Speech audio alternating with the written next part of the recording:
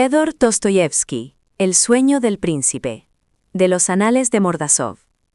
Y María Alexandrovna Moskayova es por supuesto la primera dama de Mordasov. De esto no cabe la menor duda. Se comporta como si no necesitara de nadie, y por el contrario, como si todos necesitaran de ella. Verdad es que nadie le tiene afecto, mejor aún, que muchos la detestan cordialmente. Ello no quita que todos la teman, que es lo que ella quiere. Esto es ya señal de alta política. ¿Por qué, por ejemplo, María Alexandrovna, que es aficionadísima a las habladurías y no pega ojo en toda la noche si la víspera no se ha enterado de algún chisme, por qué sabe conducirse, no obstante, de modo que quien la mire no sospechará que esta grave señora es la chismosa más grande del mundo, o por lo menos de Mordasov? Se pensaría más bien que el chismorreo debiera desaparecer en su presencia, que los murmuradores debieran ruborizarse y temblar como escolares ante el señor maestro, y que la conversación debiera versar solo sobre los temas más elevados.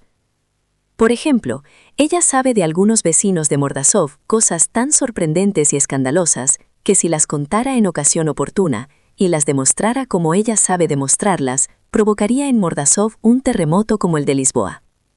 Sin embargo, es muy discreta en cuanto a esos secretos, y los revela solo en situaciones extremas, y solo a sus amigos más íntimos. Ella se limita a dar sustos, insinúa que sabe algo, y prefiere mantener a ese caballero o aquella dama en estado de terror constante a darles el golpe de gracia. Esto es talento, esto es táctica. María Alexandrovna siempre se ha destacado entre nosotros por su irreprochable comilfo, que todos toman por modelo. En lo tocante a comilfo, no tiene rival en Mordasov. Sabe, por ejemplo, destruir, despedazar, aniquilar a un rival con una sola palabra, de lo cual somos nosotros testigos, a la vez que finge no darse cuenta de lo que ha dicho. Sabido es que tal modo de obrar es propio de la más alta sociedad.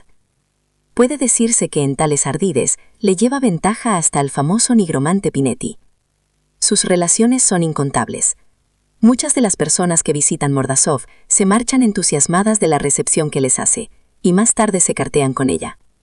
Hasta se ha dado el caso de que le escriban versos, y María Alexandrovna los enseña con orgullo a todo el mundo.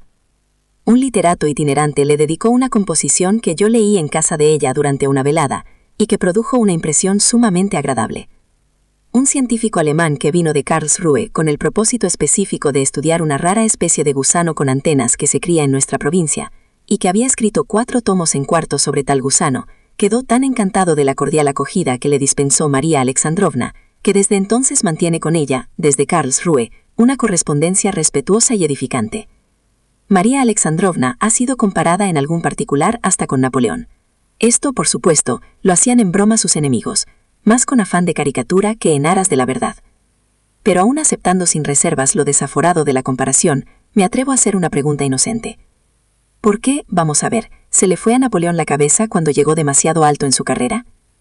Los partidarios del antiguo régimen lo atribuían a que Napoleón no solo no era de estirpe real, sino que ni siquiera era gentilón de buena casta, y era natural por lo tanto que acabara por asustarse de su propia grandeza y recordara su verdadero puesto. A pesar de la evidente agudeza de tal conjetura, que hace recordar los tiempos más brillantes de la antigua corte francesa, me atrevo a agregar por mi parte. ¿Por qué a María Alexandrovna nunca jamás se le va la cabeza y sigue siendo todavía la primera dama de Mordasov? Ha habido ocasiones en que la gente decía, habrá que ver cómo se comporta María Alexandrovna en estas difíciles circunstancias. Pero llegaban las circunstancias difíciles, pasaban, y nada. Todo quedaba igual que antes, por no decir que mejor. La gente recuerda, por ejemplo, que su marido, Afanasi Matveich, perdió su cargo por incapacidad y mentecatez, rasgos que provocaron la ira de un inspector general que pasó por Mordasov. Todos creían que María Alexandrovna quedaría anonadada, que se humillaría, que solicitaría, que rogaría, en una palabra que plegaría las alas. Pues nada de ello. María Alexandrovna comprendió que ya no podría sonsacar más y se las arregló de manera que no perdió un ápice de su ascendiente en la sociedad, y su casa sigue siendo considerada como la primera de Mordasov. La mujer del fiscal, Ana Nikolaevna Antipova, enemiga jurada de María Alexandrovna, aunque amiga en apariencia, ya cantaba victoria. Pero cuando se vio que era difícil poner a María Alexandrovna en un aprieto, se llegó a sospechar que la señora tenía raíces mucho más profundas de lo que antes se pensaba. A propósito, ya que hemos aludido a él, digamos también unas palabras de Afanasi Matveich, marido de María Alexandrovna. En primer lugar, es hombre de aspecto gallardo y aún de principios muy aceptables, pero en situaciones críticas, sin que se sepa por qué, se aturde y parece un borrego que ha visto un nuevo portillo en el redil. Es hombre de dignidad poco común, sobre todo en los banquetes onomásticos, cuando lleva puesta su corbata blanca. Pero esa gallardía y dignidad duran solo hasta el momento en que abre la boca. Entonces, perdonen ustedes, lo mejor es taparse los oídos. Francamente, no es digno de pertenecer a María Alexandrovna. Tal es la opinión general. Hasta el cargo que tuvo lo debió exclusivamente al ingenio de su mujer. Según mi más ponderada opinión, hace ya tiempo que debería estar sirviendo de espantapájaros en un huerto. Allí, y solo allí, podría ser de verdadero e indudable provecho a sus compatriotas. Y por eso, María Alexandrovna hizo muy bien en desterrar a Afanasi Matveich a una propiedad rural cercana, a 3 verstas de Mordasov, con 120 siervos, y digamos de paso que esa es toda la hacienda, esos son todos los recursos con los que mantiene tan en alto la dignidad de su casa. Todo el mundo sabía que había tenido a Afanasi Matveich a su lado, solo porque ese era funcionario público y percibía un sueldo, y algunos otros ingresos. Pero cuando cesó de percibir uno y otros, fue alejado inmediatamente a causa de su inutilidad e inepcia. Todo el mundo alabó a María Alexandrovna por lo claro de su juicio y lo decisivo de su carácter. En el campo, Afanasi Matveich está en su elemento. Yo fui a verle y pasé con él una hora entera con bastante agrado. Se prueba corbatas blancas, se limpia él mismo los zapatos, no por necesidad, sino por amor al arte, ya que le gusta que le brillen. Toma té 3 veces al día, se desvive por los baños, y tan contento. ¿Recuerdan ustedes la historia infame que se urdió entre nosotros hace año y medio con relación a Zinaida Afanasievna, hija única de María Alexandrovna y Afanasi Matveich? Zina es indiscutiblemente una belleza, y posee una educación excelente. Pero tiene ya 23 años, y hasta ahora sigue soltera. Entre las razones que explican por qué Zina no se ha casado todavía, una de las principales parece ser el siniestro rumor sobre ciertas extrañas relaciones que tuvo hace año y medio con un pobre maestro de escuela del distrito, rumor que aún se oye hoy día. Todavía se habla de un billete amoroso que escribió Zina y que pasó de mano en mano en Mordasov. Pero díganme, ¿quién vio ese billete? Si pasó de mano en mano, ¿a dónde fue a parar? Todo el mundo ha oído hablar de él, pero nadie lo ha visto. Yo por lo menos no he tropezado con persona alguna que lo haya visto con sus propios ojos. Si se alude a ello en presencia de María Alexandrovna, ella sencillamente no sabe de qué se habla. Supongamos ahora que en efecto ese billete. Yo mismo hubo algo, y que Zina escribió, creo que efectivamente fue así. ¿Qué destreza entonces la de María Alexandrovna? ¿Qué manera de poner coto y echar tierra a un asunto tan peliagudo y escandaloso? Ni un rastro, ni una alusión. Ahora María Alexandrovna no hace caso siquiera de esa infame calumnia. Y mientras tanto, Dios sabe lo que quizá haya trabajado para salvar de toda mancha el honor de su hija única. Y en cuanto a lo de que Zina siga soltera, ello es muy natural. ¿Qué novios podrían salirle aquí? A Zina puede que no le cuadre más que un príncipe reinante. ¿Han visto ustedes en alguna parte una mujer tan hermosa como ella? Sin duda que es orgullosa, demasiado orgullosa. Dicen que la corteja Mosgliakov, pero no es probable que haya casorio. ¿Y qué es el tal Mosgliakov? Es joven, sí, bastante apuesto, un dandy, con 1,5 centenar de siervos libres de hipoteca, y natural de Petersburgo. Pero en primer lugar tiene un poco la cabeza a pájaros, es algo veleta, habla por los codos, y tiene ideas a la última moda. ¿Y qué son 150 siervos? Sobre todo cuando se profesan ideas de última hora. No habrá tal casorio. Todo lo que el amable lector ha leído hasta aquí, lo escribí hace 5 meses, y solo por sentimentalismo.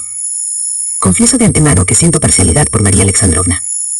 He querido escribir algo así como una alabanza de esta espléndida señora, y darle la forma de una festiva carta al lector parecida a aquellas que antaño, en una edad de oro, sí, pero que por fortuna no puede volver, se publicaban en La Abeja del Norte y otras revistas. Pero como carezco de amigos, y padezco por añadidura de una congénita timidez literaria, mi composición quedó abandonada en mi mesa de trabajo, como una primicia de escritor, y como testimonio de un pacífico entretenimiento en horas de ocio y contento. Han pasado 5 meses, y de repente ha ocurrido en Mordasov un acontecimiento sorprendente. Una mañana temprano llegó a la ciudad del príncipe K, y se detuvo en casa de María Alexandrovna. Las consecuencias de esta llegada han sido incontables. El príncipe pasó solo 3 días en Mordasov, pero esos 3 días dejaron tras sí recuerdos tan indelebles como fatales. Diré más, en cierto sentido el príncipe produjo una revolución en nuestra ciudad. El relato de esa revolución constituye, sin duda, una de las páginas más memorables de los anales de Mordasov. Esta es la página que después de algunos titubeos, he decidido por fin elaborar en forma literaria, y someter al juicio del muy respetable público. Mi narración contiene en detalle la notable historia del ascenso, apogeo y aparatosa caída de María Alexandrovna y toda su familia en Mordasov. Digno y sugestivo asunto, para un escritor. Claro está que antes que nada es preciso elucidar lo que hay de sorprendente en el hecho de que el príncipe K llegara a la ciudad y se detuviera en casa de María Alexandrovna. Y a tal fin, por supuesto, hay que decir algo acerca del propio príncipe K. Así lo haré. Amén de que la biografía de este personaje es absolutamente indispensable al ulterior desenvolvimiento de nuestra narración. Empiezo pues. 2. Empezaré diciendo que el príncipe K no era excesivamente viejo, y sin embargo al mirarle se recibía involuntariamente la impresión de que iba a desmoronarse de un momento a otro. A tal extremo había llegado su decrepitud, o si se quiere su desgaste. De este príncipe se han contado siempre en Mordasov cosas extrañísimas, verdaderamente fantásticas. Se ha llegado a decir que estaba ido de la cabeza. A todo el mundo le parecía raro que un terrateniente propietario de 4000 siervos, hombre de esclarecida estirpe que, de haberlo deseado, hubiera podido tener gran influencia en la provincia, viviera solo, como un recluso, en sus espléndidas posesiones. Muchos conocían al príncipe desde una previa estancia suya en Mordasov. Allá en sus años mozos, de lo que, dicho sea de paso, hace ya mucho tiempo, el príncipe hizo una entrada brillante en la sociedad. Se divirtió a más y mejor, cortejó a las damas, residió varias veces en el extranjero, cantaba romanzas, hacía juegos de palabras y en ningún momento dio prueba de excelsas dotes intelectuales. Huelga decir que despilfarró toda su hacienda y que en la vejez se encontró sin un copec. Alguien le aconsejó que se trasladara a su finca rural, que ya empezaba a ser vendida en pública subasta. Así lo hizo, y vino a Mordasov, donde residió 6 meses. La vida provinciana le gustó sobremanera, y en esos meses malgastó todo lo que le quedaba, hasta las últimas migajas, siguiendo su vida disipada y manteniendo íntimas relaciones con varias señoras de la provincia. Era, no obstante, hombre buenísimo, aunque no exento de ciertas excentricidades que eran, sin embargo, consideradas en Mordasov como rasgos típicos de la más alta sociedad, y que en vez de enoja producían agrado. Las damas en particular no cejaban en su entusiasmo por el simpático visitante. De él se guardaban muchos recuerdos curiosos. Se contaba, entre otras cosas, que el príncipe pasaba más de la mitad del día en su tocador y que todo él parecía compuesto de varias piezas. Nadie sabía cuándo y dónde se las había arreglado para desintegrarse de tal manera. Usaba peluca, y sus bigotes, patillas y hasta la perilla, todo ello era postizo, hasta el último pelo, y de un soberbio color negro. Se blanqueaba y coloreaba el cutis todos los días. Se decía que se alisaba las arrugas del rostro con unos muellecillos ocultos muy cucamente entre el pelo. Se aseguraba que, por añadidura, usaba corsé, porque había perdido una costilla al saltar con poco acierto por una ventana durante una de sus aventuras amorosas en Italia. Cojeaba de la pierna izquierda. La gente juraba que era una pierna artificial, porque la natural se la quebraron en París a resultas de otra aventura, y le habían puesto otra nueva de especial diseño. Pero ¿qué no diría la gente? Era cierto, sin embargo, que el ojo derecho lo tenía de cristal, aunque parecía de verdad. Los dientes también eran postizos. Durante días enteros se lavaba con diversas aguas patentadas y se cubría de perfumes y pomadas. Pero se recordaba que ya para entonces el príncipe empezaba a chochar perceptiblemente y a chacharear de modo inaguantable. Parecía que su carrera tocaba su fin. Todo el mundo sabía que no le quedaba un copec. Y de repente, por esas fechas, una de sus parientes más allegadas, señora muy anciana que residía permanentemente en París y de quien no cabía esperar legado alguno, murió inesperadamente después de enterrar un mes antes a su heredero legal. Inopinadamente el príncipe quedó como tal heredero.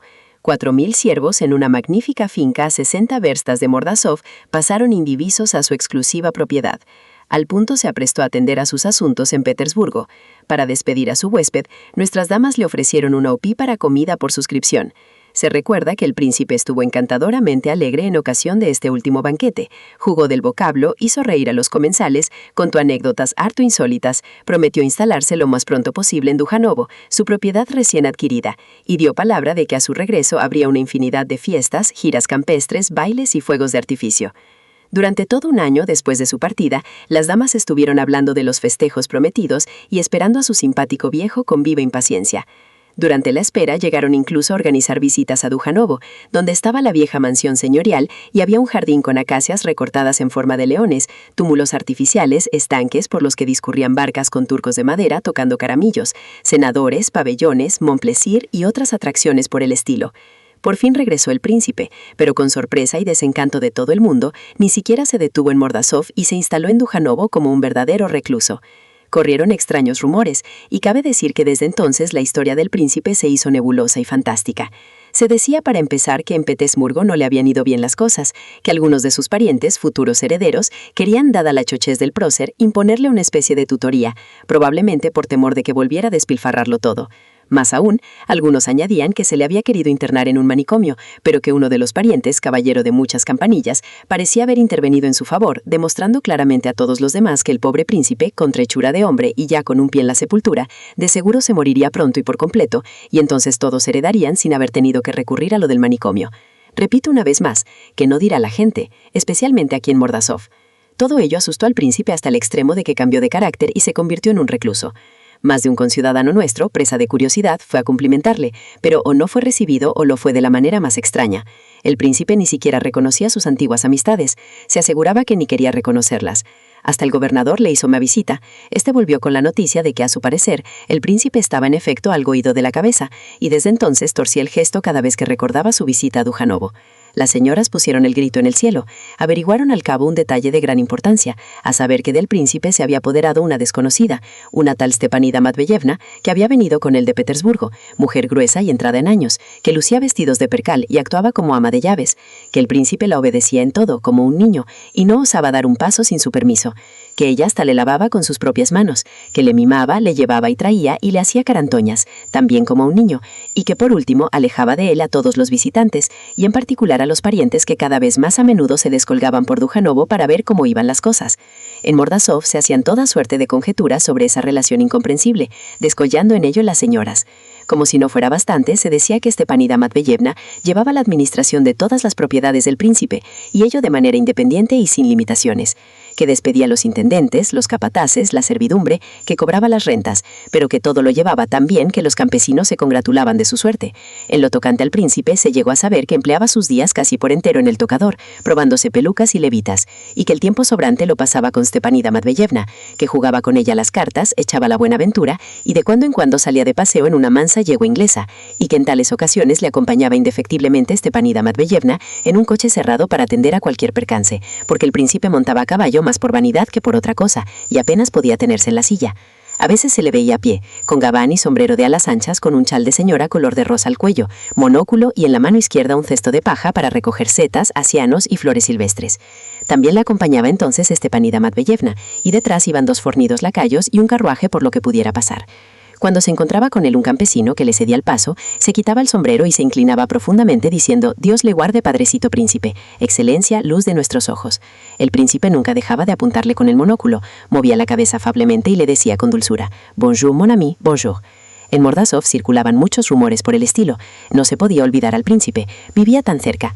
¿Cuál sería el asombro general cuando una hermosa mañana cundió la especie de que el príncipe, el recluso, el excéntrico, había venido en persona a Mordassov y paraba en casa de María Alexandrovna? Aquello fue agitación y sobresalto. Todo el mundo esperaba una explicación. Todos se preguntaban lo que aquello significaba. Algunos se aprestaron a ir a casa de María Alexandrovna.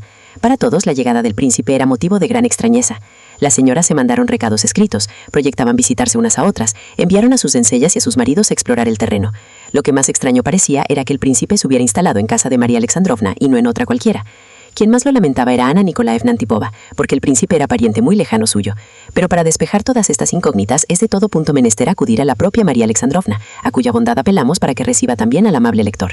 Verdad es que son solo las 10 de la mañana, pero estoy seguro de que no se negará a recibir a sus íntimos amigos. A nosotros por lo menos nos recibirá sin falta. Las 10 de la mañana. Estamos en casa de María Alexandrovna, en la calle principal, en esa misma habitación que en ocasiones solemnes la señora de la casa llama su salón. María Alexandrovna tiene también un boudoir. El salón tiene suelos bien pintados y el papel de las paredes, encargado especialmente, es bastante bonito. En el mobiliario, un tanto engorroso, predomina el color rojo. Hay chimenea, sobre ella un espejo, delante de este un reloj de bronce con un cupido de muy mal gusto. En la pared, entre las ventanas, hay 2 espejos a los que ya se han quitado los guardapolvos. Delante de los espejos, otros relojes sobre mesas pequeñas. Junto a la pared del fondo, un excelente piano que se ha traído para Sina. Sina es experta en música. En torno a la bien cargada chimenea hay varios sillones distribuidos en lo posible con pintoresco desorden. Entre ellos, una mesita. En el otro extremo de la habitación hay otra mesa cubierta con un mantel de blancura deslumbrante. Sobre ella hierve un samovar de plata y hay un bonito servicio de té. Al cuidado del samovar y el té está una señora que vive con María Alexandrovna en cualidad de pariente lejana, Nastasia Petrovna Yablova. 2 palabras sobre esta dama. Es viuda que ha rebasado la treintena, morena, de color fresco y ojos vivos castaño oscuro. En general, no está mal de aspecto. Es de genio alegre, muy dada a las risotadas, bastante astuta y por supuesto chismosa, y sabe bien dónde le pincha el zapato. Tiene 2 hijos en no sé qué colegio. Mucho le gustaría casarse de nuevo. Mantiene su independencia con bastante celo. Su marido había sido oficial del ejército. La propia María Alexandrovna está sentada a la chimenea en excelente disposición de ánimo y lleva un vestido verde claro que le sienta bien. Se ha alegrado lo indecible con la venida del príncipe, quien en ese momento está arriba atendiendo a su toalilla. Está tan contenta que no se esfuerza siquiera por disimular su gozo. Ante ella, de pie, está un joven que relata algo con animación. Tiene 25 años. Sus modales no estarían mal si no fuera porque a menudo se deja arrastrar por el entusiasmo y además con gran pretensión de agudeza y humor. Viste con distinción. Es rubio y apuesto. Pero ya hemos hablado de él. Es el señor Mosliakov, en quien se cifran grandes esperanzas. María Alexandrovna piensa para sí que la cabeza del joven no está todo lo llena que debiera estar, pero le recibe exquisitamente. Es aspirante a la mano de su hija Sina, de quien según él está enamorado hasta la locura. Se vuelve a cada instante hacia Sina, afanándose por arrancar de los labios de esta una sonrisa a fuerza de ingenio y buen humor. Pero ella se muestra fría y distante. En este momento se mantiene un poco apartada, de pie junto al piano, hojeando un calendario. Es una de esas mujeres que producen un asombro fervoroso y general cuando se presentan en sociedad. Es de extraordinaria belleza, alta, morena, de ojos espléndidos casi enteramente negros, de hermoso talle y de robusto y soberbio seno. Tiene hombros y brazos como los de una estatua antigua, pies de seductora pequeñez y un porte majestuoso. Hoy está un poco pálida. No obstante, sus labios rojos y gordezuelos, de líneas maravillosas, entre los cuales brillan como hilo de perlas unos dientes menudos e iguales, se le aparecerán a uno en sueños 3 días seguidos, con solo mirarlos una vez. La expresión de Sina es grave y severa. Monsieur Mosclayov parece arredrarse cuando ella le mira con fijeza. Por lo menos, cuando encuentra esa mirada se encoge un tanto. Los movimientos de Sina son altivamente desenvueltos. Lleva un vestido sencillo de muselina blanca. El color blanco le va muy bien, aunque la verdad sea dicha, todo le va bien. En uno de los dedos lleva un anillo de cabellos trenzados que, a juzgar por el color, no son de su madre. Mosclayov nunca se ha atrevido a preguntarle de quién son. Esta mañana Sina parece más taciturna que de costumbre, incluso triste, como si tuviera alguna preocupación. Por el contrario, María Alexandrovna está dispuesta a charlar por los codos, aunque de vez en cuando lanza también a su hija una mirada peculiar, recelosa, si bien a hurtadillas, como si ella también le tuviera miedo. «Estoy tan contenta, Pavel Alexandrovna», parlotea la dama, «que me dan ganas de ponerme en la ventana y gritárselo a todo el mundo. Y no es solo por la agradable sorpresa que nos ha dado usted a Sina y a mí, llegando 15 días antes de lo convenido, eso ni qué decir tiene.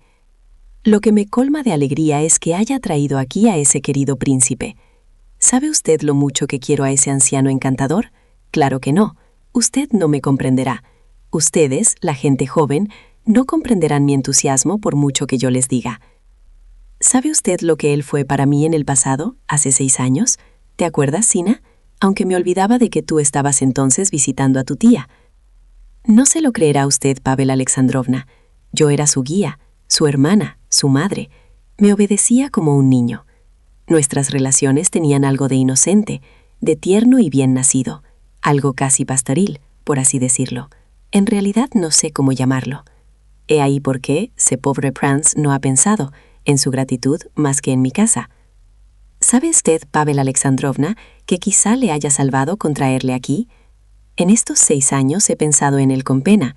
No lo creerá usted, pero se me aparecía en sueños. Dicen que esa mujer abominable le ha hechizado, le ha aniquilado, pero por fin le ha librado usted de sus garras. Ahora hay que aprovechar la ocasión y salvarle por completo. Dígame una vez más cómo ha logrado usted eso. Descríbame con todo detalle su encuentro con él. Hace un momento, con la prisa, no me he fijado más que en lo principal, aunque todos los pequeños detalles son, por así decirlo, la verdadera esencia del caso. Me pirro por los detalles. Los detalles son para mí lo primero de todo, aun en las ocasiones más importantes. Y mientras que él sigue con su toilette...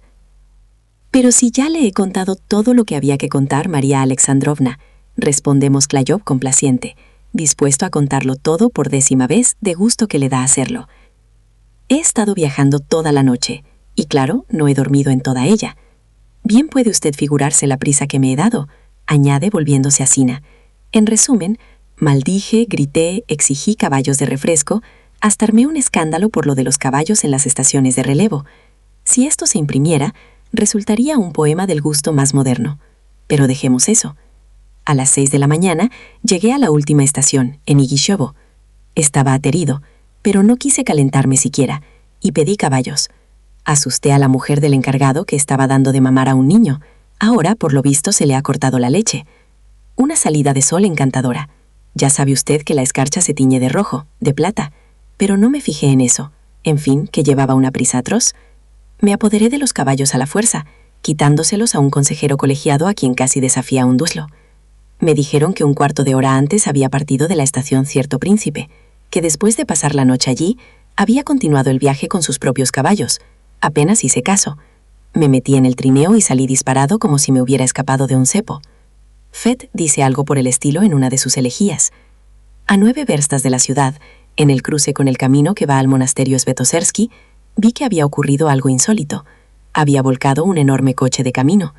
El cochero y 2 lacayos estaban junto a él, sin saber qué hacer, mientras que del coche volcado salían gritos y lamentos que partían el alma. Pensé en pasar de largo. Que se quede ahí volcado, no es de por aquí. Pero salió ganando el amor al prójimo, que como dice Heine, siempre mete la nariz en todo. Me detuve.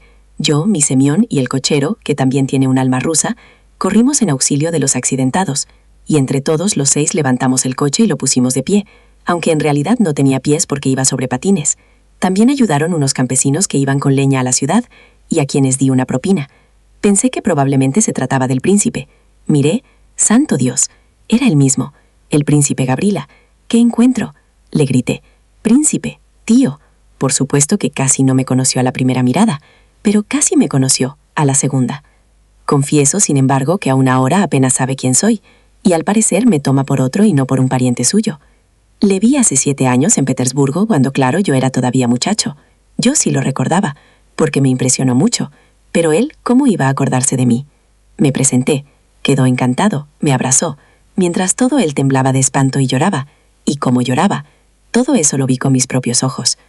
Hablando de esto y aquello, acabé por persuadirle de que subiera a mi trineo y viniera siquiera un día a Mordasovo para reponerse y descansar. Aceptó sin rechistar. Me dijo que iba al monasterio Svetosersky a ver al padre Misailo, a quien honra y respeta, y que Stepanida Matveevna, y quien de nosotros los parientes no ha oído hablar de Stepanida Matveevna, el año pasado me echó de Dujanovo a escobazos. Había recibido una carta informándole que un pariente suyo en Moscú estaba en las últimas, un padre o una hija. No sé quién a punto fijo ni me interesa saberlo.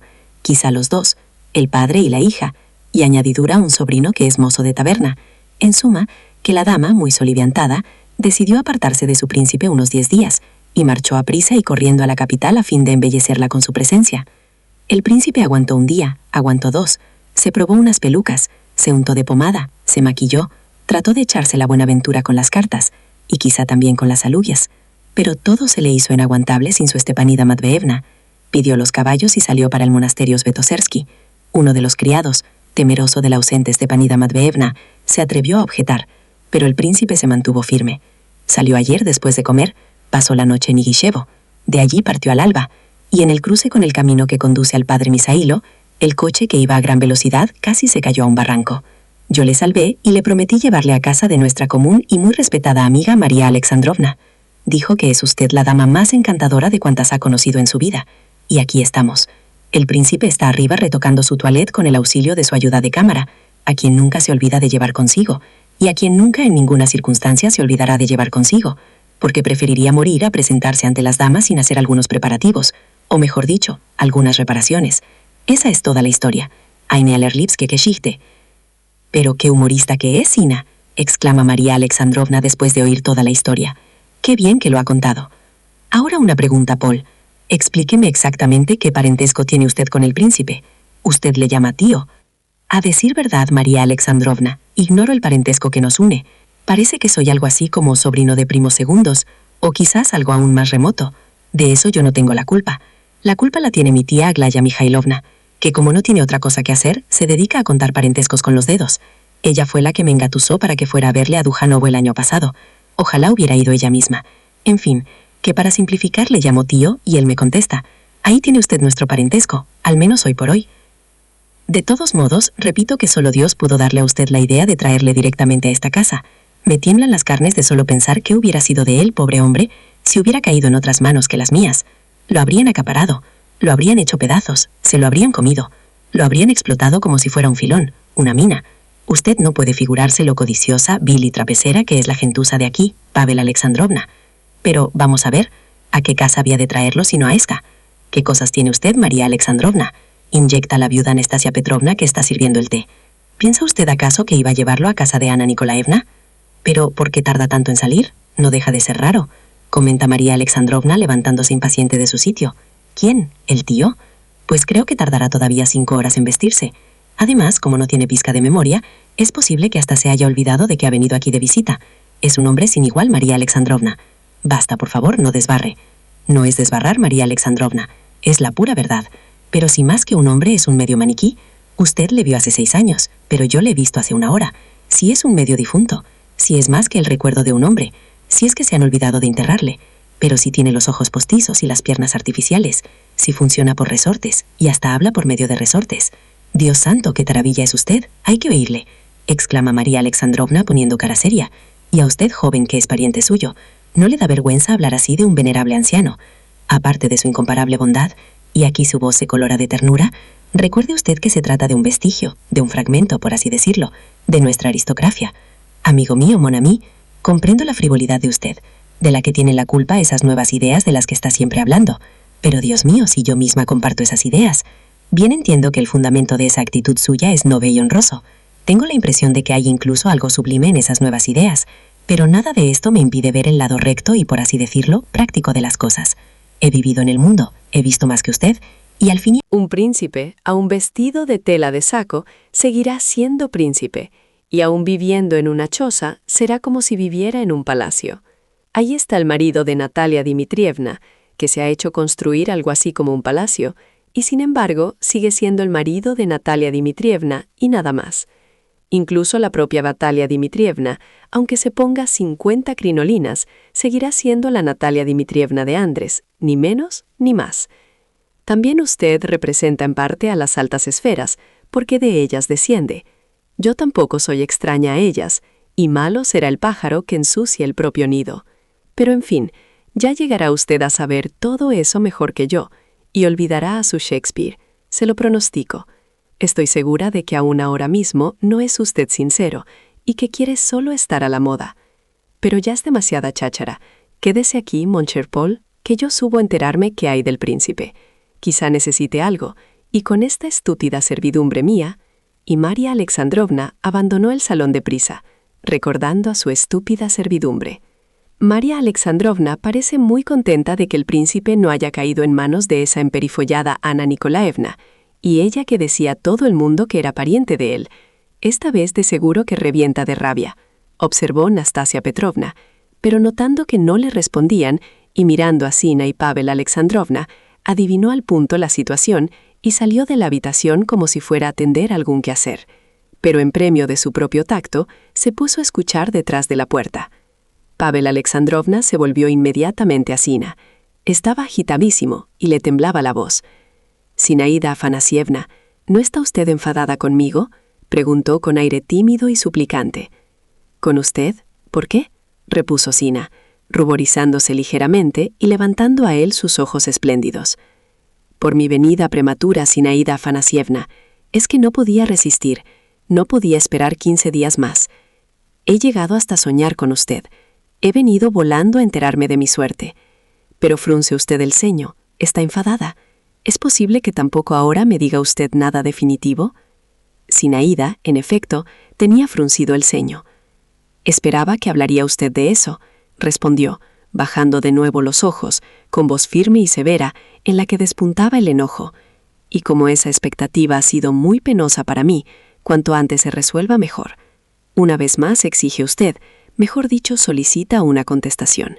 Permítame que se la repita, porque es la misma de antes. Espere. Una vez más le digo que todavía no he llegado a una decisión, y que no puedo darle promesa de ser su esposa. Esto no se obtiene a la fuerza, Pavel Alexandrovna. Pero para tranquilizarle, le digo que todavía no le rehúso definitivamente. Note usted además que, al darle ahora esperanzas de una decisión favorable, lo haga solo por corresponder a su impaciencia e intranquilidad. Repito que quiero quedar completamente libre en mi decisión, y que si la contestación final es negativa, no deberá acusarme de haberle dado esperanzas. Así pues, aténgase a eso. Bueno, sea, exclamó Mosgliakov con voz quejosa, ¿pero no es esto en realidad una esperanza? ¿Puedo sacar alguna esperanza de sus palabras, Zinaida Afanasievna? Recuerde lo que le he dicho, y saque de ello lo que tenga por conveniente. Haga lo que le guste. Yo no le digo más. No le rechazo. Le digo solo que espere. Pero repito que me reservo el pleno derecho de rechazarle si se me antoja. Le diré algo más, Pavel Alexandrovna. Si ha venido usted antes del plazo convenido para la contestación, para recurrir a medios indirectos, confiando en la ayuda ajena, por ejemplo, en la influencia de mamá, se ha equivocado usted mucho en sus cálculos.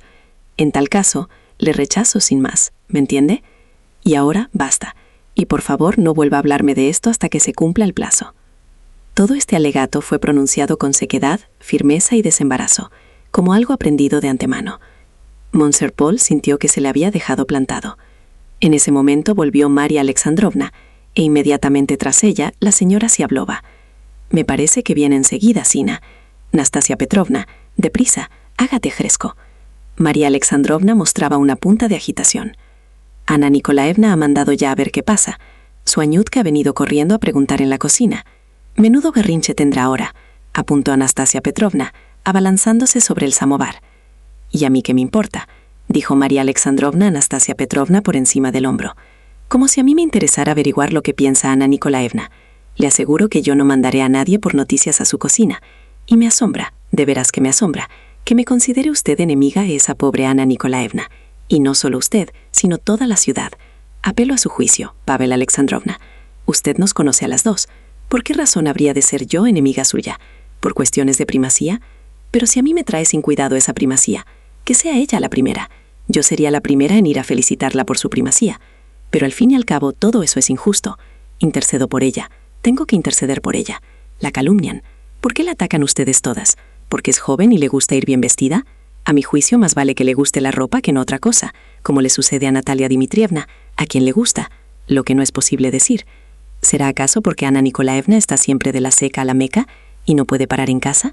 Pero Dios mío, si no ha recibido educación ninguna y le cuesta trabajo abrir un libro u ocuparse 2 minutos seguidos en cualquier cosa, que coquetea y hace ojos desde la ventana a todo el que pasa por la calle, ¿pero por qué le dicen que es tan bonita, cuando solo tiene el cutis blanco y pare usted de contar? ¿Que es el hazmerreír de los bailes? De acuerdo, pero ¿por qué le aseguran que baila la polka admirablemente? Que lleva sombreros y cofias imposibles. ¿Pero qué culpa tiene ella de que Dios la haya privado de gusto y le haya dado en cambio credulidad? Si se le dice que es bonito prenderse en el pelo un papel de liar caramelos, se lo prende. ¿Que es una chismosa? Pero si eso es costumbre aquí, ¿quién no chismorrea aquí? ¿Que va a visitarle su Shilov, el de las patillas, por la mañana, por la tarde y casi por la noche? ¡Ay, Dios mío! ¿Y qué de extraño hay en ello si el marido se pasa jugando a las cartas hasta las 5 de la mañana? Además que aquí se dan tan malos ejemplos. Pero eso al cabo quizá no sea más que una calumnia. En resumen, que yo siempre intercedo por ella. Pero Dios mío, aquí viene el príncipe. Es él, le reconozco. Le reconocería entre 1000. Por fin le veo, Montprance, exclamó María Alexandrovna y voló al encuentro del príncipe que entraba. V. En una primera y rápida ojeada, no tomarán ustedes a este príncipe por un anciano, y solo mirándole de cerca y fijamente, verán que es un muerto que se mueve por resorte. Todos los recursos del arte han sido puestos en juego para dar a esta momia el aspecto de un hombre joven. Peluca, patillas, bigote y perilla, todo ello es maravilloso, de un lustroso color negro, y le cubre la mitad del rostro. Este está blanqueado y coloreado con arte insólito, y en él apenas hay arrugas. Se ignora dónde se han metido. Viste a la última moda, como si acabara de salir de un figurín. Lleva puesto un traje de visita o algo por el estilo. A decir verdad, no sé a punto fijo lo que es, solo que está muy de moda, muy al día, algo hecho para las visitas matinales. Los guantes, la corbata, el chaleco, la ropa blanca y lo demás, todo es de una frescura deslumbrante y del gusto más exquisito.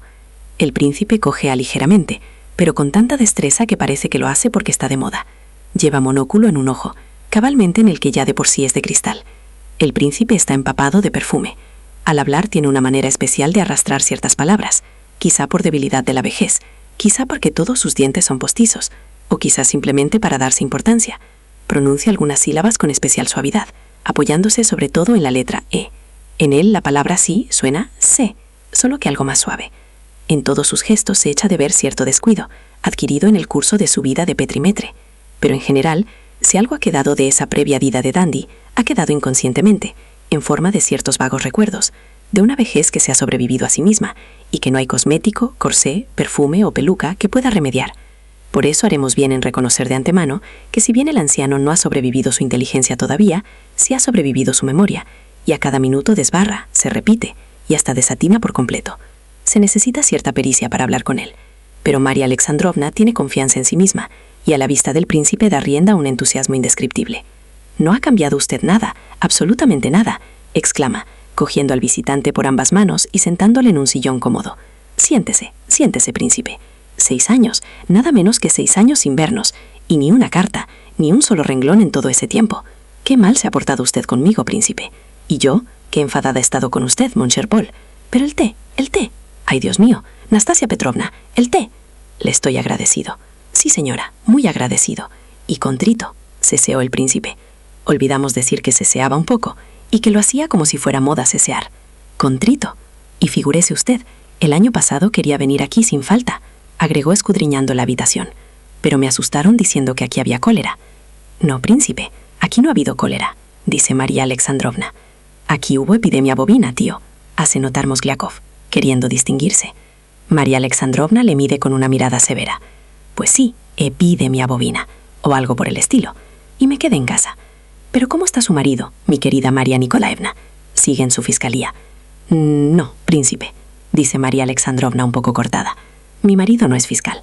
A que mi tío se confunde y la toma usted por Ana Nikolaevna Antipovna, exclama el perspicaz Mosgliakov, pero se contiene al punto cuando nota que, aun sin tales aclaraciones, María Alexandrovna parece un tanto cohibida. Ah, sí, Ana Nikolaevna. Y se me olvida todo. Ah, sí, Antipovna. Eso es, Antipovna, corrobora el príncipe. No, príncipe, está usted muy equivocado, dice María Alexandrovna con una amarga sonrisa. Yo no soy Ana Nikolaevna, no señor, y no esperaba, lo confieso, que usted no me reconociera. Me asombra usted, príncipe. Yo soy su antigua amiga María Alexandrovna Moskoyeva. ¿Se acuerda usted, príncipe, de María Alexandrovna? María Alexandrovna, hay que ver. Y yo que suponía que era usted, ¿cómo se llama? Ah, sí, Ana Vasilievna. Se delicié, o sea que me he equivocado de sitio. Y yo que pensaba, amigo mío, que me habías llevado a casa de esa Ana Matveevna. Se charmó. Pero en fin, esto me sucede con frecuencia. Yo a menudo me equivoco de sitio. Estoy contento, siempre contento, vaya donde vaya. ¿De modo que no es usted Nastasia Vasilievna? El príncipe toma la taza y fija los ojos en el muchacho, que tiene las mejillas regordetas y sonrosadas. «Ah, ¿este es su chico?», pregunta. «Qué guapo mocito. ¿Y supongo que se porta bien?». «Príncipe», interrumpe al punto María Alexandrovna, «me han contado lo del terrible accidente. Confieso que he estado loca de susto. ¿No se ha hecho usted daño? Cuidado, que no hay que desatender esas cosas». Me volcó, el cochero me volcó», exclamó el príncipe con insólita animación. «Yo pensé que había llegado el fin del mundo o algo por el estilo, y francamente me asusté. O que, los santos me perdonen, se me caía el alma a los pies. No lo esperaba, de ninguna manera lo esperaba. Y quien tiene la culpa de todo es mi cochero Feofil. Yo tengo confianza en ti para todo, amigo mío. Tú dispón lo que convenga e investiga el caso. Estoy convencido de que atentó contra mi vida». «Bueno, tío, bueno», responde Pavel Alexandrovich. «Lo investigaré todo. Pero escuche, tío, le perdonará por lo de hoy, ¿no? ¿Qué dice?». «De ninguna manera le perdono. Estoy persuadido de que ha atentado contra mi vida. Tanto él como Lavrenti, a quien dejé en casa. Figúrense ustedes, ha abrazado no sé qué nuevas ideas, ¿saben? Parece repudiar algo. En fin, que es un comunista en el pleno sentido de la palabra. A mí me da miedo hasta de tropezar con él». «Ay, príncipe, cuánta razón tiene usted», exclama María Alexandrovna. «No querrá usted creer lo que yo también sufro con estos criados incapaces. Imagínese, acabo de tomar a 2 nuevos y debo decir que son tan tontos que me paso el día entero guerreando con ellos. No puede usted imaginarse, príncipe, lo tontos que son». «Pues sí, sin embargo, debo decir que a mí hasta me gusta que un lacayo sea algo tonto, indica el príncipe que, como todos los viejos, se pone contento cuando escuchan su cháchara con atención servil. Eso le va bien a un lacayo e incluso le presta dignidad, si es buena persona además de tonto. Por supuesto, solo en ciertas circunstancias. Aumenta con ello su distinción y su rostro adquiere cierto aspecto solemne. En suma, que resulta mejor educado, y lo que yo ante todo exijo de un criado es la buena educación. Ahí está, por ejemplo, mi Terenti. Tú, amigo mío, de seguro que te acuerdas de Terenti. Apenas le vi me dije, tú tienes pinta de conserje. Era fenomenalmente tonto. Parecía un borrego mirando el agua. Pero qué solemnidad, qué prestancia, qué nuez en la garganta de color de rosa. Pues bien, alguien así, con corbata blanca y uniforme de gala, produce bastante efecto. Yo le quiero mucho. De vez en cuando le miro y no puedo apartar los ojos de él. Se diría que está escribiendo una disertación a juzgar por ese aspecto tan imponente. En suma, un auténtico filósofo alemán, un Kant, o mejor aún, un pavo bien cebado, mantecoso, un verdadero comilfo del género servil. María Alexandrovna ríe a carcajadas en un rapto de entusiasmo y hasta prorrumpe en aplausos. Pavel Alexandrovich la imita de todo corazón. Encuentra a su tío divertidísimo. También Nastasia Petrovna suelta una risotada. Hasta Sina se sonríe. Pero cuánto humorismo, cuánta jocundidad, cuánta agudeza tiene usted, príncipe, proclama María Alexandrovna. Qué preciosa capacidad para subrayar el rasgo más sutil, más divertido. ¿Y desaparecer de la sociedad, encerrarse durante 5 años enteros? Con ese talento, usted podría escribir, príncipe. Usted podría ser un nuevo von Visin, un nuevo Griboyedov, un nuevo Gogol. Pues sí, dice el príncipe muy satisfecho. Yo podría ser un nuevo... ¿Saben ustedes? Yo era extraordinariamente agudo en tiempos pasados. Hasta escribí un vaudeville para el teatro, en el que puse algunos cuplés deliciosos. Pero no se representó nunca.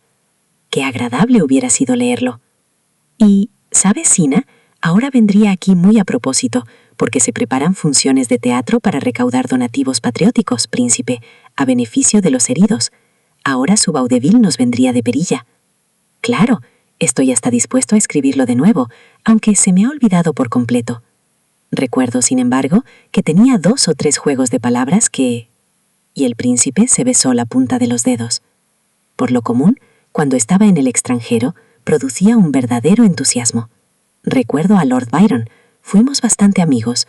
Bailó admirablemente la cracoviana en el Congreso de Viena. Lord Byron, tío. Perdón, tío, ¿qué dice? Pues sí, Lord Byron. Pero a lo mejor no fue Lord Byron, sino otra persona. En efecto, no fue Lord Byron, sino un polaco. Ahora me acuerdo bien. Qué hombre tan original era ese polaco. Se hacía pasar por conde, y al cabo resultó que era un maestro de cocina. Ahora bien, bailaba la cracoviana, admirablemente, y acabó por romperse una pierna. Yo con ese motivo escribí unos versos. Un caballero polaco, a bailar aficionado. Y luego sigue, se me ha olvidado el resto. Se quebró la pierna izquierda, que le quiten lo bailado. Pero, ¿de veras que seguía así, tío? Exclamamos Glakov, cada vez más entusiasmado. Así parece que fue, amigo mío, responde el tío, o algo parecido. Pero quizá no fuera así, y sí solo que hayan salido bien esos versecillos. El caso es que se me olvidan algunas cosas ahora. Eso resulta de mis muchos quehaceres. Diga, príncipe, ¿en qué se ha ocupado usted durante todo este tiempo de soledad? Inquiere con interés María Alexandrovna. He pensado tanto en usted, mon cher Franz, que confieso que estoy ardiendo de impaciencia por enterarme de ello punto por punto. ¿En qué me he ocupado? Por lo general, sabe usted, en varias cosas. A veces uno descansa, otras veces, sabe usted, ando de aquí para allá.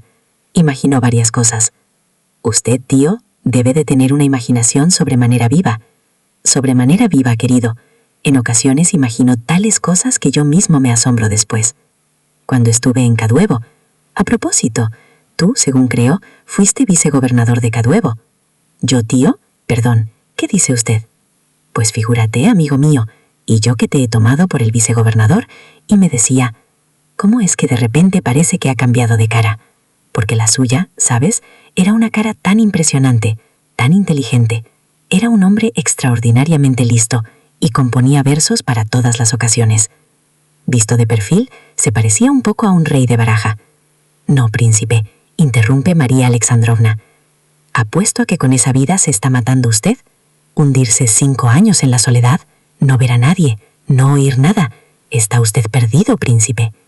Pregunte si quiere a cualquiera de los devotos de usted, y le dirá sin duda que está usted perdido. ¿De veras?, exclama el príncipe. Se lo aseguro. Le hablo como una amiga, como una hermana. Le hablo así porque le tengo afecto, porque el recuerdo del pasado es sagrado para mí. ¿De qué me valdría ser hipócrita? No, tiene usted que cambiar radicalmente de vida. De lo contrario, perderá usted fuerzas, se pondrá enfermo, morirá. Dios mío, ¿tan pronto habré de morir?, exclama asustado el príncipe. Y pensar que lo ha adivinado usted, padezco muchísimo de hemorroides, sobre todo desde hace algún tiempo. Y cuando me da un ataque, se me presentan por lo general los síntomas más raros. Voy a describírselos con todo detalle. Primero, tío, ¿eso nos lo cuenta usted otra vez?, interrumpe Pavel Alexandrovich. ¿Y qué? ¿No es hora de que nos vayamos? Pues sí, quizá otra vez. Después de todo, puede que no sea muy interesante de escuchar. Pero de todos modos es una enfermedad muy curiosa. Hay varios episodios. Recuérdame, amigo mío, que a la noche te cuente un caso en detalle. Pero escuche, príncipe, interrumpe una vez más María Alexandrovna. Debería usted tratar de curarse en el extranjero. ¿En el extranjero? Pues sí, iré sin falta al extranjero. Recuerdo que cuando estuve en el extranjero, allá por los años 20, lo pasé muy bien. Estuve a punto de casarme con una vizcondesa francesa. Andaba yo entonces muy enamorado y quería consagrarle toda mi vida. Pero quien se casó con ella no fui yo, sino otro. Caso más raro. Yo me ausenté un par de horas y el otro, que era un varón alemán, salió triunfante. Más tarde pasó algún tiempo en un manicomio. Yo lo que decía, Cher Franz, es que necesita usted pensar seriamente en su salud. Hay tan buenos médicos en el extranjero y, sobre todo, que vale la pena cambiar de vida. Sin duda alguna necesita usted salir de Dujanovo, aunque sea solo por poco tiempo. Sin duda alguna, hace ya tiempo que lo tengo resuelto. Y, ¿sabe usted? Pienso hacer una cura hidropática. ¿Hidropática? Hidropática. Ya he hecho una. Estaba entonces en un balneario. Había allí una dama de Moscú. No me acuerdo del nombre, solo de que era una mujer sumamente poética, de unos 70 años. Estaba con ella una hija, de 50, viuda, con una catarata en un ojo. Esta también casi hablaba en verso. Más tarde le sucedió una desgracia. Mató a una de sus criadas en un arrebato de ira y fue procesada. Ellas fueron las que me dieron la idea de hacer una cura de aguas. Yo, a decir verdad, no padecía de nada, pero ellas, machaconas, me decían: «Tome la cura, tome la cura». Y por delicadeza empecé a beber agua, y pensé que efectivamente me sentaría bien. Bebía más y mejor. Me bebí una cascada entera. Y, ¿saben ustedes? Esta hidropatía es muy beneficiosa. Me hizo muchísimo provecho, al punto de que, si no hubiera acabado poniéndome enfermo, les aseguro que hubiera tenido muy buena salud. Esa conclusión está plenamente justificada. Dígame, tío, ¿ha estudiado usted lógica? Dios mío, ¿qué cosas pregunta usted?, comenta con severidad la escandalizada María Alexandrovna. La estudié, amigo mío, pero hace ya mucho tiempo. También estudié filosofía en Alemania. La estudié todo un curso, pero la olvidé toda ella enseguida.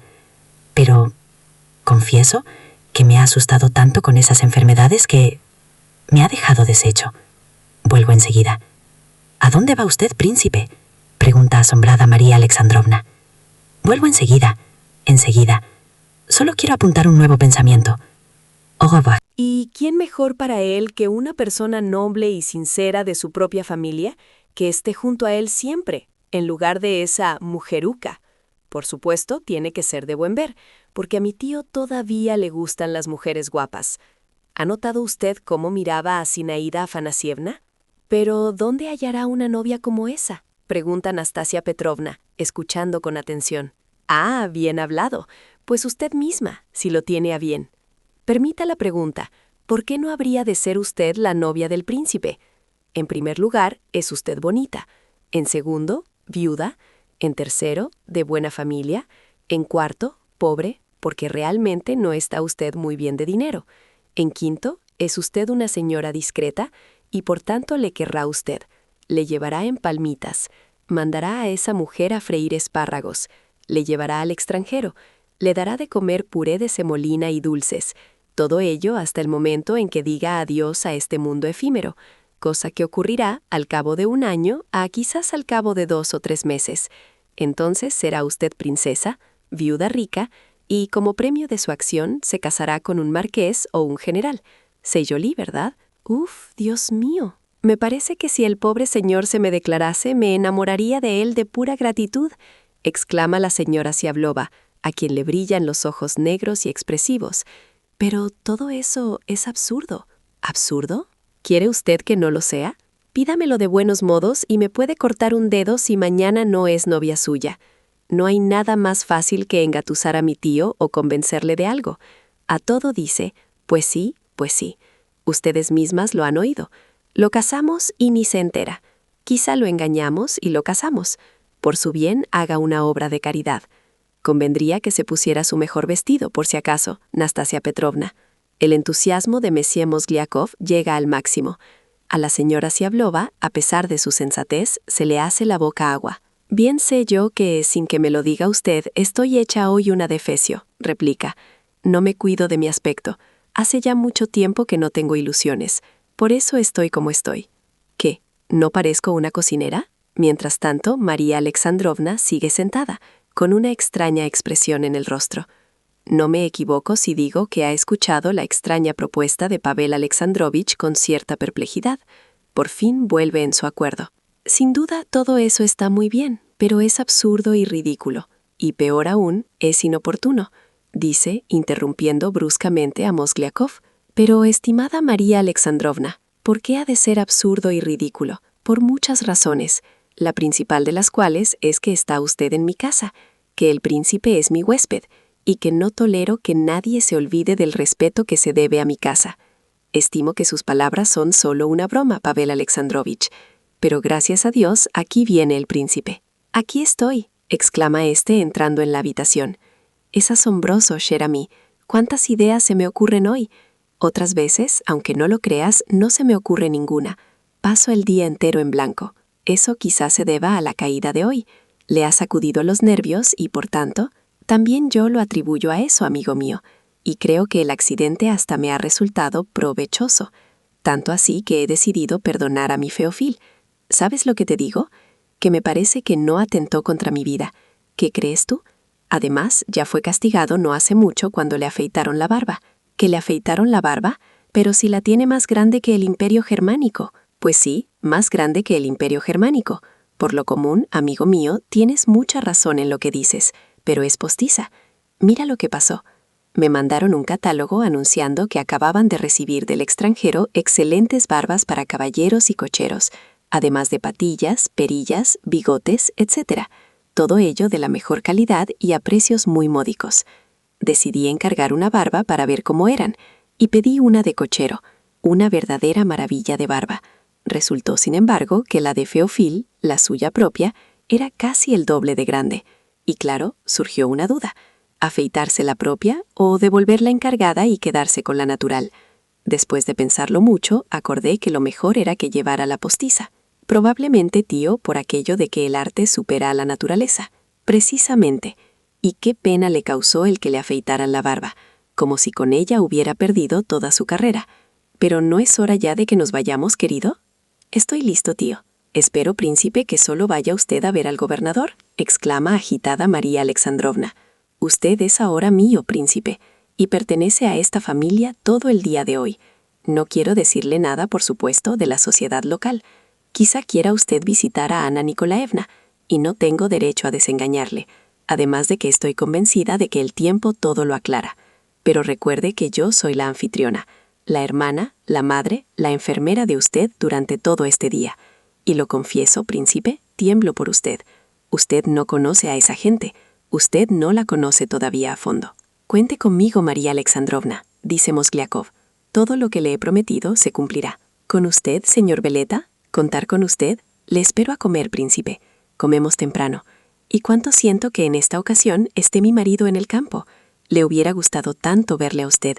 Le admira usted tanto, le tiene tanto afecto. ¿Su marido? ¿Pero tiene usted marido?, pregunta el príncipe. Ay, Dios mío, pero qué olvidadizo es usted, príncipe. Usted ha olvidado por completo, pero por completo, todo el pasado. ¿Es posible que no se acuerde de mi marido, Afanasy Matveich? Ahora está en el campo. Pero antes le ha visto usted 1000 veces. ¿Recuerda, príncipe? Afanasi Matveich. Afanasi Matveich. En el campo hay que ver. Monsieur Delicier. ¿Con que tiene usted marido? Pues sí que es raro. Esto es exactamente igual que un vodevil. El marido en la aldea y la mujer en... Dispénsenme, se me ha olvidado. La mujer parece que también había ido a otro sitio, a Tula o a Yaroslavl. En fin, que sale un dicho muy festivo. El marido en la aldea y la mujer donde sea. Tío, dice Mozgliakov acudiendo en su ayuda. Pues sí, gracias amigo mío. Eso es, donde sea. Charmant, charmant. Sale muy rimado. Tú siempre das con la rima, querido. Eso es, ahora me acuerdo. ¿A Yaroslavl o a Kostroma? Bueno, que la mujer también va a algún sitio. Charmant, charmant. Pero se me ha olvidado un poco de qué estaba hablando. Ah, sí, que nos vamos, amigo mío. Au revoir, madame. Adieu, ma charmante demoiselle, añade el príncipe, volviéndose a Sina y besándose la punta de los dedos. A comer, príncipe, a comer. No se olvide de volver pronto, exclama tras él María Alexandrovna. 5. ¿Quiere usted echar un vistazo en la cocina, Anastasia Petrovna? Dice después de acompañar al príncipe. Me da el corazón que ese monstruo de Nikita va a echar a perder la comida. Estoy segura de que está ya borracho. Nastasia Petrovna obedece. Al salir dirige una mirada de desconfianza a María Alexandrovna y nota en ella una agitación insólita. En lugar de ir a vigilar al monstruo Nikita, Nastasia Petrovna entra en la sala. De ella pasa por un corredor a su propia habitación y de ahí a un cuartucho oscuro que sirve de trastero, donde hay baúles, cuelgan algunos vestidos y se acumula liada la ropa sucia de toda la casa. Se acerca de puntillas a una puerta cerrada, retiene el aliento, se agacha, mira por el ojo de la cerradura y escucha. Esta puerta es una de las 3 de esa misma habitación en que se han quedado Sina y su madre, y está siempre herméticamente cerrada. María Alexandrovna tiene a Anastasia Petrovna por mujer taimada pero sumamente frívola. Por supuesto, se le ha ocurrido varias veces que Anastasia Petrovna es una fisgona sin escrúpulos. Pero en este momento María Alexandrovna está tan absorta y agitada que se ha olvidado por completo de tomar ciertas precauciones. Se sienta en un sillón y mira con intención a Sina. Esta nota los ojos posados en ella y empieza a sentir una desagradable opresión en el corazón. Sina vuelve despacio hacia ella su rostro pálido y levanta sus ojos negros y pensativos. Sina, quiero hablar contigo de un asunto importantísimo. Sina se vuelve ahora por completo a su madre, cruza los brazos y queda a la expectativa. En su cara se reflejan el enojo y el escarnio, que hace lo posible por ocultar. Quiero preguntarte, Sina, ¿qué te ha parecido hoy ese Mozgliakov? Ya sabe usted desde hace tiempo lo que pienso de él, contesta Sina a regañadientes. Sí, mon enfant, pero me parece que se está volviendo demasiado importuno con sus requisitorias. Dice que está enamorado de mí, y su importunidad es perdonable. Cosa rara. Tú antes no le perdonabas tan benevolentemente. Muy al contrario, le atacabas siempre que yo hablaba de él. También es cosa rara que usted siempre le defendía, y estaba empeñada en que me casara con él, mientras que ahora es usted la primera en atacarle. O casi, no lo niego, Sina. Deseaba que te casaras con Mozgliakov. Me daba pena ver tu continua melancolía, tus sufrimientos, que bien podía comprender, a pesar de lo que pensaras de mí, y que me envenenaban el sueño. En fin, estaba segura de que te salvarías solo mediante un cambio profundo en tu vida, y tal cambio debería ser el matrimonio. No somos ricos, y no podemos, por ejemplo, ir de viaje al extranjero. Los asnos de aquí se asombran de que tienes 23 años y aún no estás casada, y para explicarlo inventan toda clase de historias. ¿Crees acaso que te voy a casar con un funcionario de aquí o con Iván Ivanovich, nuestro ahogado? ¿Hay maridos para ti aquí? Mozgliakov, por supuesto, es una cabeza vacía, pero aún así es mejor que los otros. Su familia es decente, está bien relacionado, y tiene 1,5 centenar de siervos. Al fin y al cabo, esto es mejor que vivir de trapacerías, de sobornos o de sabe Dios qué otros tejemanejes. Por eso me fijé en él, pero te juro que nunca sentí por él verdadera simpatía. Estoy segura de que el Altísimo mismo me puso en guardia. Y si Dios enviara ahora a alguien mejor, qué bien que no le hayas dado palabra de ser su esposa. Hoy seguramente no le habrás dicho nada. ¿Para qué tantos rodeos, mamá, cuando todo el asunto se expresa en 2 palabras? Pregunta Sina con brusco enojo. ¿Rodeos, Sina? ¿Rodeos? ¿Y hablas así a tu madre? ¿Pero qué digo? Hace ya mucho tiempo que no crees a tu madre. Hace ya mucho que me miras no como madre, sino como enemiga tuya. Basta, mamá. ¿Vamos a reñir por una palabra? Es que no nos... La ira la ahogaba. Eres una niña, Sina. Una niña irascible y enferma. respondió María Alexandrovna con voz conmovida y llorosa. Me hablas sin miramiento y me insultas. No hay madre que aguante lo que yo aguanto de ti un día tras otro. Pero estás nerviosa, estás enferma, sufres, y yo soy madre y sobre todo cristiana. Debo sobrellevarlo todo y perdonar. Ahora bien, una palabra, Zina. Suponiendo que en efecto yo haya soñado con ese enlace, ¿por qué, dime, lo consideras absurdo? A mi juicio, Mozgliakov nunca ha hablado con más sentido que cuando demostraba que al príncipe le es absolutamente preciso casarse, y por supuesto que no con esa asquerosa de Nastasia. En eso sí que desbarró. Escuche, mamá, dígame sin equívocos. ¿Pregunta usted eso solo por curiosidad o con intención? Solo pregunto que por qué te parece tan absurdo. ¡Qué fastidio! ¡Valiente destino!, exclama Zina, golpeando impacientemente el suelo con el pie. Ahora verá usted por qué, si todavía no lo sabe, y sin hablar de los demás absurdos.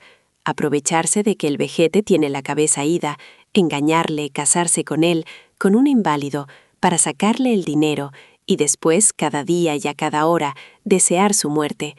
A mi parecer, esto no es solo absurdo, sino que es algo tan vil, que no la felicito a usted por tener tales pensamientos, mamá. Durante un instante, guardaron silencio. Zina, ¿te acuerdas de lo que pasó hace 2 años?, preguntó de pronto María Alexandrovna. Zina sintió en escalofrío. Mamá, dijo con voz severa, usted prometió solemnemente no volver a recordármelo, y ahora te pido solemnemente, hija mía, que me permitas quebrantar la promesa solo una vez, esa promesa que nunca he dejado de cumplir hasta ahora. Zina, ha llegado el momento de que nos expliquemos con toda claridad. Estos 2 años de silencio han sido horribles. Las cosas no pueden seguir así. Te pido de rodillas que me dejes hablar. ¿Oyes, Zina? Tu propia madre te lo pide de rodillas. Al mismo tiempo te doy mi palabra solemne, palabra de una madre desgraciada que adora a su hija, de que nunca volveré a hablar de ello, nunca, de ninguna forma, en ninguna circunstancias, aunque de ello dependa la salvación de mi vida. Será la última vez, pero ahora es indispensable. María Alexandrovna contaba con el efecto total que producirían sus palabras. «Hable usted», dijo Zina, poniéndose perceptiblemente pálida. «Te lo agradezco, Zina. Hace 2 años le pusimos un tutor a tu hermano menor, el pobrecito Mitya. ¿Por qué empieza usted de manera tan solemne, mamá? ¿A qué viene esa retórica? ¿A qué vienen todos esos detalles que no son en absoluto necesarios, que son penosos y que las dos conocemos demasiado bien?», interrumpió Zina, con despechada repugnancia. «Pues a lo que eso viene, hija mía, es a que yo, tu madre, estoy ahora obligada a justificarme ante ti, a que quiero presentarte todo este asunto desde otro punto de vista, y no desde ese punto de vista equivocado en que tú acostumbras a verlo. Y por último, a que quiero que entiendas bien la conclusión que pienso sacar de todo esto. No creas, hija mía, que quiero jugar con tu corazón. No, Zina. Descubrirás en mí a una verdadera madre, y quizá derramando lágrimas a mis pies, de esta vil mujer, como me llamabas hace un momento, pedirás la reconciliación que hasta ahora y desde hace tanto tiempo vienes rechazando con altivez. He ahí por qué quiero decirlo todo, Zina. Todo, desde el mismísimo principio. De lo contrario, callaré. «¿Hable usted?», repitió Zina, maldiciendo de todo corazón la necesidad de retórica que sentía su madre. «Prosigo, Zina. Ese maestro de la escuela del distrito, casi un muchacho todavía, produjo en ti una impresión que me resulta por completo incomprensible. Yo confiaba demasiado en tu discreción, en tu noble orgullo, y sobre todo en el hecho de que él era un don nadie, porque así hay que decirlo, para sospechar que hubiera algo entre vosotros. Y de repente vienes a anunciarme que piensas casarte con él. Zina, eso fue una puñalada en mi corazón, pero tú recuerdas todo eso. Por supuesto que juzgué necesario recurrir a toda mi autoridad, que tú llamas tiranía. Mira, si no, un muchacho, hijo de un sacristán, que cobra 12 rublos al mes, un emborronador de versos ripiosos que de lástima le publica la Biblioteca para la Lectura, un cualquiera que no sabe hablar más que de ese maldito Shakespeare, ese muchacho, tu marido, el marido de Zinaída Moscaliona. Pero eso es digno de Florian y sus pastorcillos. Perdona, Zina, pero solo recordarlo me saca de quicio. Yo le rechacé a él, pero a ti no hay autoridad alguna capaz de sujetarte. Tu padre, claro, se limitó a poner cara de tonto y ni siquiera se enteró de lo que yo quería explicarle. Tú seguiste manteniendo relaciones con el muchacho, incluso tuviste entrevistas con él, y lo peor de todo es que hasta decidiste cartearte con él. Empezaron a correr rumores por la ciudad, a mí comenzaron a lanzarme indirectas. La gente se regocijaba, trompeteaba el asunto, y de repente todos mis augurios se volvieron realidades insoslayables. Vosotros reñisteis, no sé por qué, y él se comportó como un rapazuelo. No puedo llamarle hombre, enteramente indigno de ti, amenazándote con dar a conocer tus cartas en el pueblo. Indignada ante tal amenaza, tú perdiste los estribos y le diste una bofetada. Sí, Zina, hasta ese detalle me es conocido. El desgraciado, ese mismo día, enseña una de tus cartas al sinvergüenza de Zaushin, y una hora después, esa carta está en casa de Natalia Dmitrievna, mi enemiga mortal. Esa misma noche, ese loco, arrepentido, hace una estúpida tentativa de envenenarse. En suma, el escándalo llegó al colmo. Esta asquerosa de Nastasia viene a verme corriendo, llena de miedo, con la horrible noticia de que desde hace una hora la carta está en manos de Natalia Dmitrievna y que en 2 horas más la ciudad entera conocerá tu deshonra. Saqué fuerzas de flaqueza, no me desmayé, pero qué golpe diste a mi corazón, Zina. Esta desvergonzada, este monstruo, Nastasia, pide 200 rublos y jura que con esa cantidad puede obtener la devolución de la carta. Yo misma, en zapatillas, por la nieve, corrí a casa del judío Bumstein a empeñar mi estuche de joyas, recuerdo de una mujer honrada, de mi madre. 2 horas después, la carta estaba en mis manos. Nastasia la había sustraído.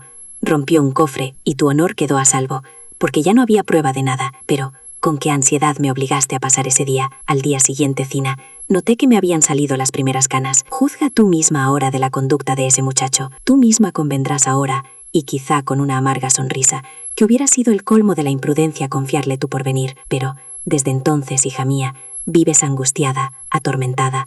No puedes olvidarle, aunque, mejor dicho, no se trata de él, pues fue siempre indigno de ti, sino del espectro de tu pasada felicidad. Ese desgraciado está ahora en su lecho de muerte. Dicen que está tísico, y tú, ángel de bondad, tú no quieres casarte mientras viva, para no desgarrarle el corazón, porque aún ahora sigue teniendo celos, aunque estoy segura de que nunca te quiso con amor genuino y exaltado. Sé que cuando yo que Mozgliakov te pretendía, te espió, mandó furtivamente a enterarse, buscó detalles. Tú tratas de ahorrarle pena, hija mía, te conozco, y Dios sabe cómo riego la almohada con mis lágrimas. Vamos, mamá, deje usted eso, interrumpe Zina, con aguda irritación. ¿Para qué sacar a relucir su almohada?, agrega con acritud. Basta ya de declamación y ringorrangos. Tú no me crees, Zina. No me mires con hostilidad, hija mía.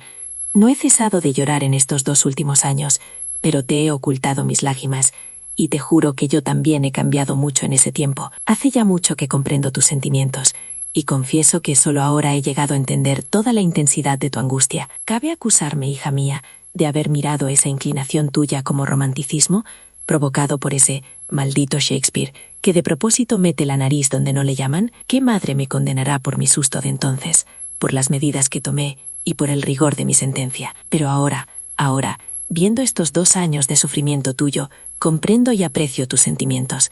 Créeme que te comprendo quizá mucho mejor de lo que tú te comprendes a ti misma. Te estoy convencida de que no sientes cariño por él, por ese muchacho tan poco natural, sino por tus sueños dorados, por tu felicidad perdida, por tus altos ideales. Yo también he amado, y quizá más hondamente que tú. Yo también he sufrido. Yo también he tenido mis altos ideales. ¿Quién puede culparme por ello? Y sobre todo, ¿puedes tú condenarme por ver en un enlace con el príncipe una solución salvadora, a la vez que indispensable para ti en tu situación actual? Zina escucha con asombro esta larga declamación, bien persuadida de que su madre no adoptaría este tono sin motivo. La conclusión final, inesperada, la deja consternada de veras. Pero, ¿en serio se propone usted casarme con ese príncipe?, gritó asombrada, y mirando a su madre casi con espanto. Con que va no se trata solo de sueños ni de proyectos, sino de una firme intención suya, con que yo llevaba razón. ¿De qué manera me salva ese casamiento? ¿Y por qué es indispensable en mi situación actual? ¿Y de qué manera se relaciona esto con lo que acaba usted de decir, con toda esa historia? Francamente, no la comprendo a usted, mamá. Y yo me asombro, mon ángel, de que no puedas comprenderlo, exclama María Alexandrovna, animándose a su vez. En primer lugar, aunque solo sea porque entras en otra sociedad, en otro mundo. Te vas para siempre de este poblacho indecente, lleno de horribles recuerdos para ti, donde no gozas de consideración, ni tienes amigos, donde te han calumniado, donde todas esas urracas te odian por tu belleza. Puedes incluso ir esta misma primavera al extranjero, a Italia, a Suiza, a España, Cina, a España, donde está la Alhambra, donde está el Guadalquivir, y no este riachuelo repulsivo de aquí que tiene un nombre tan feo. Pero, perdón, mamá, usted habla como si yo ya estuviera casada, o al menos como si el príncipe hubiera pedido mi mano. No te preocupes por eso, ángel mío, porque sé lo que me digo. Pero déjame seguir, ya he dicho lo primero. Ahora viene lo segundo. Comprendo, hija mía, la repugnancia con que darías tu mano a ese Mosgliakov, aún sin decirlo usted. Sé que nunca seré su esposa, replica con ardor Zina, y con brillo en los ojos. Si supieras qué bien comprendo. Así habrá de ser. Pero, alma mía, Sinochka, no te sulfures por amor de Dios, sin haber oído el resto. Pero qué cabeza tan fogosa tienes, de veras. Déjame mirar el asunto desde mi punto de vista, y enseguida estarás conforme conmigo. El príncipe vivirá 1 año, 2 a lo más, y en mi opinión, más vale ser una viuda joven que una solterona madura. Sin contar con que tú, muerto él, quedas como princesa, libre, rica, independiente. Quizá tú, hija mía, miras con repugnancia todos estos cálculos basados en su muerte. Pero yo soy madre, ¿y qué madre me condenará por ser larga de vista? Finalmente, si tú, ángel de bondad, todavía sientes compasión por ese muchacho hasta el extremo de que no quieres casarte mientras viva, que es lo que yo sospecho, piensa entonces que, casándote con el príncipe, le resucitarás en espíritu, le llenarás de gozo. Si tiene una pizca de sentido común, comprenderá por supuesto que tener celos del príncipe es impertinente, ridículo, que te casaste por conveniencia, por necesidad. Por último, comprenderá, en fin, solo quiero decir que cuando muera el príncipe puedes volver a casarte con quien te dé la gana. En resumen, que se trata de casarse con el príncipe, desplumarle y contar luego con su muerte para casarse con el amante. ¡Qué bien hace usted sus cuentas! Usted quiere seducirme, proponiéndome... La comprendo a usted, mamá. La comprendo por completo. No puede dejar de manifestar sus nobles sentimientos incluso en un negocio ruin. Hubiera sido mejor y más sencillo decir, Zina, esto es una bajeza, pero es una bajeza provechosa, por lo tanto, acéptale. Eso al menos hubiera sido más franco. Pero, hija mía, ¿por qué mirarlo desde ese punto de vista? ¿Desde el punto de vista del engaño, la insidia o el afán de lucro? Consideras mis cálculos como una bajeza, como un fraude. Pero, por lo que hay de más sagrado, ¿dónde está el fraude? ¿Dónde la bajeza? Mírate en el espejo.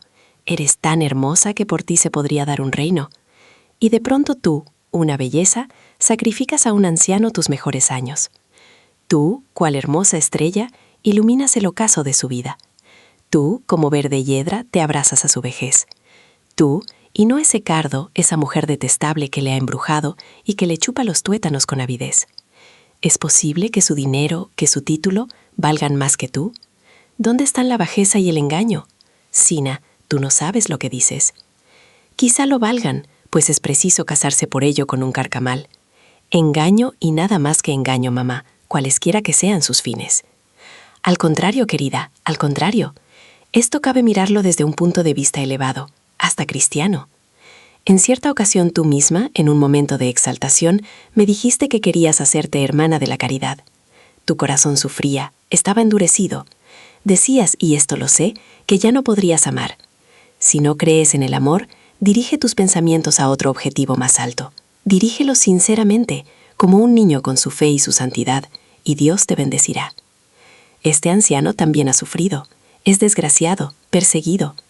Yo le conozco desde hace años y siempre he sentido por él una extraña simpatía, una especie de amor, como si presintiera algo. Sé su amiga, sé su hija, sé, si cabe, hasta su juguete, si hay que decirlo todo.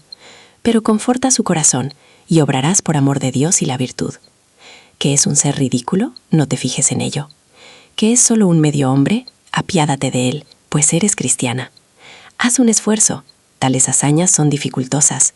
Para nosotras es penoso vendar heridas en un hospital y es repugnante respirar el aire infecto de un lazareto. Pero hay ángeles de Dios que hacen eso y dan gracias al Señor por su vocación. Ahí tienes el remedio para tu corazón doliente, quehaceres, sacrificios. Así curarás tus propias heridas. ¿Dónde está el egoísmo? ¿Dónde la bajeza? Pero no me crees.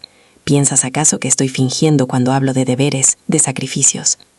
¿No puedes comprender cómo yo, mujer mundana, frívola, puedo tener corazón, sentimientos, principios? Pues bien, no me creas.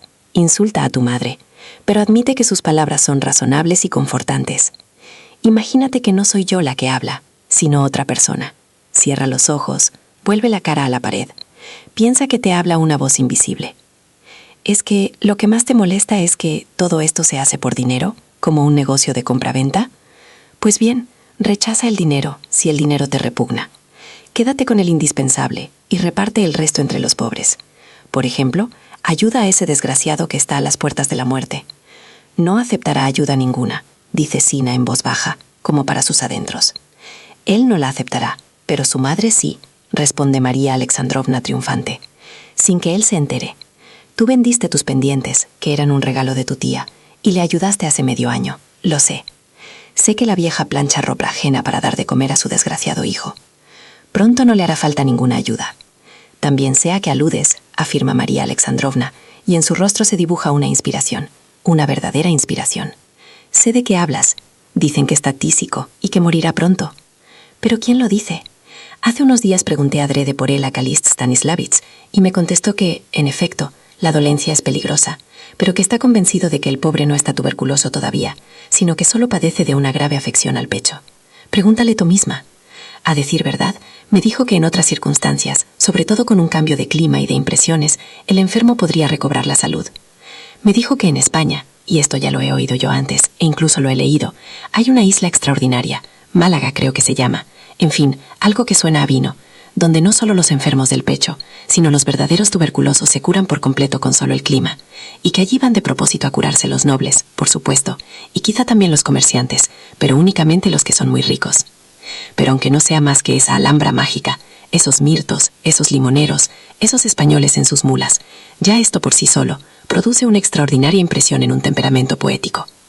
¿Crees tú que no aceptará tu ayuda, tu dinero para ese viaje? Entonces engáñale si te da lástima. El engaño es perdonable cuando se trata de salvar una vida humana. Dale esperanza, prométele incluso tu amor. Dile que te casarás con él cuando enviudes. Todo se puede decir en este mundo si se dice noblemente. Tu madre Sina no te enseñará nada innoble. Todo eso lo harás por la salvación de su vida, y por lo tanto todo eso es permisible. Resucitará su esperanza. Él mismo empezará a cuidar de su salud, a curarse, a obedecer a los médicos. Tratará de salvarse para la felicidad. Si recobra la salud, aunque no te cases con él, por lo menos la habrá recobrado, y tú le habrás devuelto la vida, le habrás salvado. En fin, hasta es posible mirarle con compasión. Quizá el destino le habrá dado una lección, le habrá hecho hombre mejor, y si al menos llega a ser digno de ti, pues ¿por qué no? Te casas con él cuando quedes viuda. Serás rica, independiente. Después de curarle podrás facilitarle una posición en el mundo, una carrera. Tu casamiento con él será entonces más perdonable que ahora, cuando es imposible. ¿Qué os esperaría a los dos si decidierais ahora cometer esa locura? El desprecio general, la pobreza, el tirar de la oreja a chicos mugrientos, porque es parte de su oficio, la lectura conjunta de Shakespeare, el vivir para siempre en Mordassov, y por último la muerte próxima e inevitable. Mientras que salvándole, le salvarás para una vida útil y virtuosa. Perdonándole, le darás esperanza y le reconciliarás consigo mismo. Puede ingresar en la administración pública, alcanzar un puesto en una oficina del Estado. Por último, suponiendo que no recobre la salud, morirá feliz, en paz consigo mismo, en tus brazos, porque tú podrás estar a su lado en esos momentos, seguro de tu amor, perdonado por ti, a la sombra de los mirtos, de los limoneros, bajo un cielo exótico y azul. Oh, Sina, todo eso está en tus manos. Todas las ventajas están de tu parte, y todo ello mediante el matrimonio con el príncipe. María Alexandrovna acaba. Hay un silencio bastante largo. Sina muestra una agudísima agitación. Nosotros no intentaremos describir los sentimientos de Sina, porque no podemos sospecharlos. Pero parece que María Alexandrovna ha encontrado una vía practicable al corazón de su hija. Sin saber el estado del corazón de ésta, ha ido pulsando todas las cuerdas hasta dar por fin con la más conveniente. Ha ido palpando rudamente los puntos más sensibles del corazón de Sina, y claro, por la fuerza de la costumbre, no ha dejado de sacar a relucir sus nobles sentimientos, que por supuesto no han deslumbrado a su hija. Pero ¿qué importa que no me crea?, piensa María Alexandrovna, con tal que la obligue a pensar. Habré aludido con claridad a temas que no debo tocar abiertamente. Así ha pensado y ha dado en el blanco. El efecto ha sido positivo. Sina ha escuchado con avidez, ha tenido las mejillas encendidas y le ha palpitado el pecho. Escuche, mamá, dice por fin, con voz decidida, aunque la repentina palidez de su rostro muestra a las claras cuánto le cuesta esa decisión. Escuche, mamá, Pero en ese momento un rumor repentino que llega del vestíbulo, junto con una voz aguda y chillona que pregunta por María Alexandrovna, obliga a Nazina a callar. María Alexandrovna se levanta de un salto. «Dios santo», grita, «el demonio nos trae a esa urraca, la coronela. Pero si casi la eché de aquí hace 15 días», agrega, casi desesperada. «Pero es imposible no recibirla ahora, imposible. Seguramente trae noticias, de lo contrario no se atrevería a asomar por aquí. Esto es importante, Zina, tengo que enterarme. Ahora no puede una descuidarse.